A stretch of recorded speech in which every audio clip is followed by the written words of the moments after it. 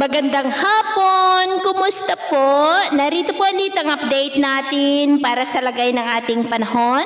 Ngayong hapon po ng December 18, 2024. Sa ngayon po ay patuloy pa rin natin na binabantayan ang bagyong Kerubin na nananatili pa rin sa silangan ng Bislig, Surigao del Sur na nasa layo ng 171 km east away na taglay ang lakas ng hangin na umaabot po sa 45 kilometers per hour. Posibleng hihina na po yan between 12 to 24 hours. Babalik na ulit sa pagiging low pressure area bago mag-landfall bukas. Ngunit magpapaulan pa rin yan sa malaking bahagi ng Visayas at Mindanao kahit na maging LPA na po yan. At sa ngayon ay nakataas pa rin ang tropical cyclone wind signal number 1 sa may Surigao del Sur.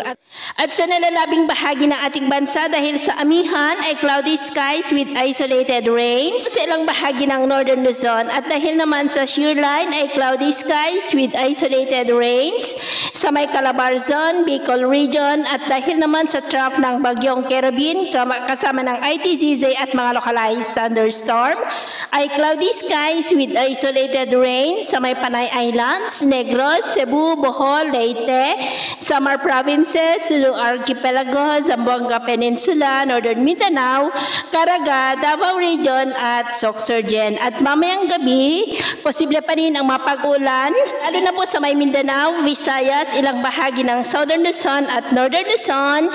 Kaya mag-ingat pa rin po tayo sa mga banta pa rin ng mga pagbaha at pagguho ng lupa. Sa atin naman pong mga baybayin, dahil sa amihan, shear line at ng bagyong Kerubin, ay iwasan na muna natin ang papalaot sa mga baybayin po ng extreme Northern Luzon Islands at silangang baybayin ng ating bansa dahil ang mga alon po dyan ay posible na aabot hanggang sa 6 to 12 feet. Kaya hanggat maaari, ay iwasan na po muna natin ang papalaot dyan sa mga may kulay pula para po mas makaiwas sa mga sakunang pangkaragatan. So, ito po ang latest update natin sa araw na ito. At ako po muli si James na nagsasabing sa kahit na pagsubok po na darating sa ating buhay, huwag na huwag po tayong mawawalan ng pag-asa. Thank you and God bless.